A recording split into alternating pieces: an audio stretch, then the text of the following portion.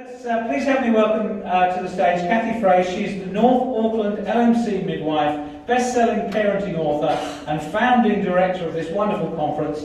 Let's give Kathy a big, strong welcome.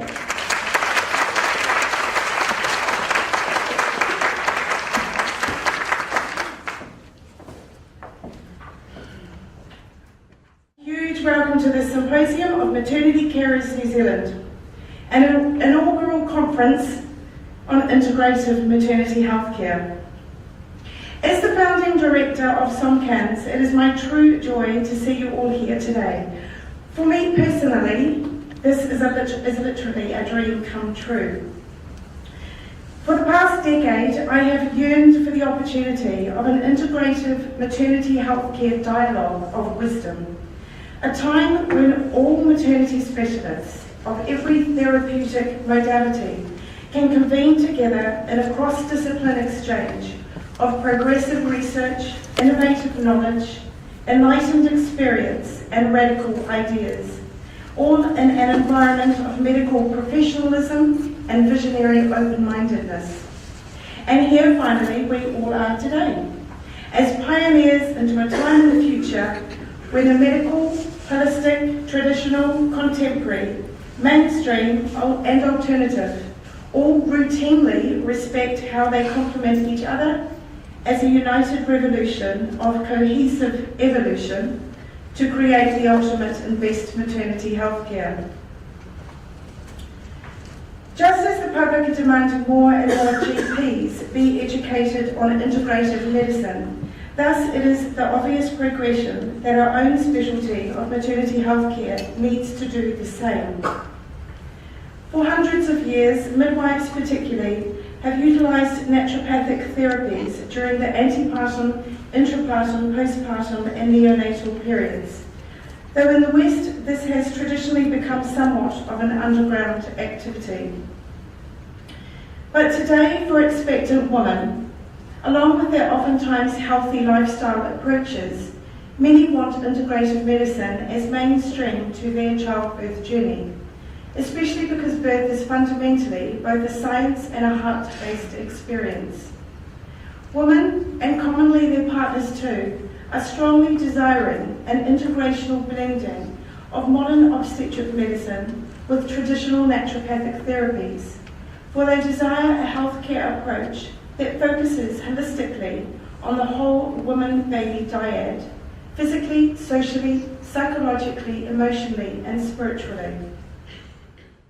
That although modern medicine talks of the body naturally seeking homeostatic equilibrium, the reality is that the training of our hospital doctors focuses its teaching on pathophysiology, not wellness. I learned that if I wanted to get knowledgeable about health, as opposed to being knowledgeable about disease, then I needed to learn from the naturopathic therapists. I discerned we don't really have a healthcare system, we have a disease care system. I learned that if your child is premature, or they break a bone, or they have an anatomical abnormality, then modern paediatrics can potentially save your child's life. But I also learned that we have hospitals full of patients with chronic coronary disease and fatal cancers, with a hospital system that continues to feed our sick white breads, overcooked vegetables, and random gelatinous desserts. How can our healthcare system remain so nutritiously dumb? Did you realise in the UK 3 times as many people die annually from the side effects of their prescribed medications versus the numbers who die in vehicle accidents? Did you know well over 6 million North American children have been diagnosed with ADHD? That is equivalent to 2 children in every American classroom being medicated. As renowned therapeutic nutritionist Andrew Saul says, the reason one vitamin can cure so many illnesses is because a deficiency in one vitamin can cause many illnesses. And as the self-care whole food activist Tom Tolman writes, the idea of minimum or maximum amounts of any nutrient is utterly ridiculous. We've gotten so chemically smart, we're stupid. Additional to all the physiological disease is the rampant psychological disease. Statistics show that a phenomenal quarter of our adult Western population annually are prescribed antidepressants, including almost 1/3 of our working mothers. Then again, full-time stay-at-home mums are statistically even more at risk for depression. Today, our Ritalin and Ventolin-fed hyperallergenic children are being cared for by their Losec and Prozac-fed parents and babysat by their warfarin and insulin-fed grandparents. We now are an entire nation of overfed, undernourished, recurrently diseased, and desperately depressed people. To quote philosopher Jiddu Krishnamurti, it is no measure of health to be well adjusted to a profoundly sick society. We have to seriously question why we have become the sickliest generation ever to exist, when it's never been so possible to be healthy, and why we have become one of the saddest generations of humans ever to have roamed this earth, when human life has never had so many labour-saving luxuries. Alarmingly, our children today are now the first generation ever predicted to have shorter lifespans than their parents. However, today as women, as parents, as patients, we are demanding a new paradigm.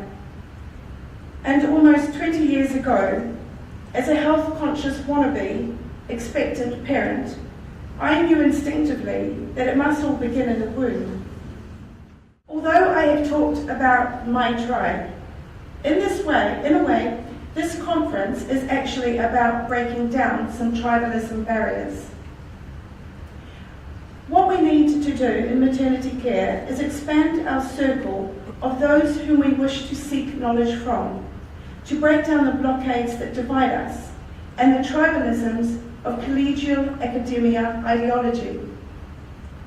Our society, with its free speech, open inquiry and rational debate, does tend to push us in a moral direction, in particular the whole undercurrent of what we call humanism, which almost makes it sound banal and boring and trickly nowadays, simply because it has become second nature to us. But over the entire course of human history, our current social freedoms would have been radical ideas. Today's enabling of autonomous self-determination and independent liberty is improving our capacity for broad spectrum thinking. And this, together with our more rational, tolerant ethos, is, I believe, making us more holistically minded than ever before. But we still need to stop respecting only empirical scientific evidence, such as the double-blind trial, because we know now it has defective capacities to quantify a human's triadic well-being of body, mind, spirit.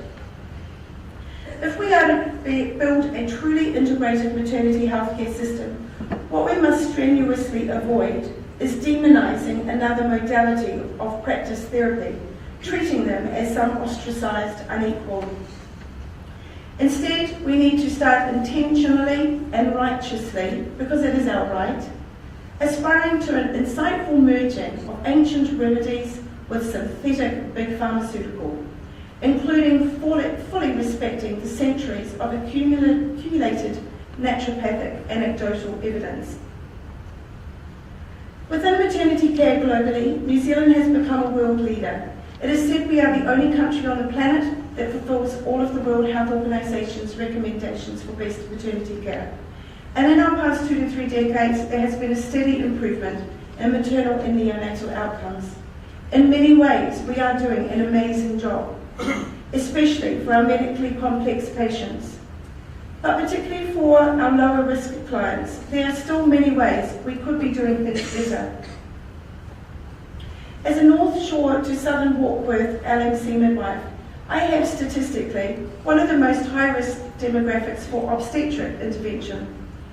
Nearly all my clients are only having first or second babies. Occasionally there's a third, and very, very rarely a fourth or fifth or sixth. 50% of my clients are Asian or Indian, and 50% of my clients have pre-existing medical conditions. And my clientele's average age is early to mid-30s. Yet somehow, Only a little more than 10% of my clients have inductions, and only around 15 to 20% have C-sections. Over 40% of my primates have active labours that are less than 4 hours, and 1/3 of my multits have active labours less than 2 hours. Nationally, not even 60% of women 35 years and older in New Zealand experience vaginal birth, but over 90% of mine do.